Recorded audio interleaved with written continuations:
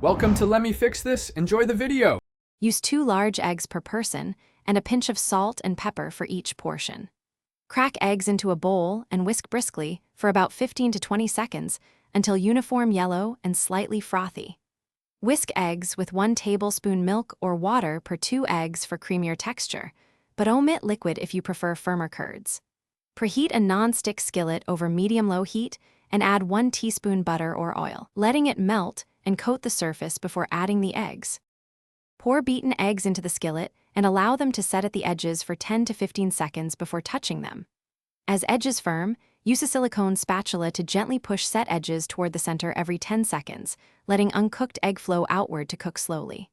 Stir and fold with broad, slow motions to create soft, large curds.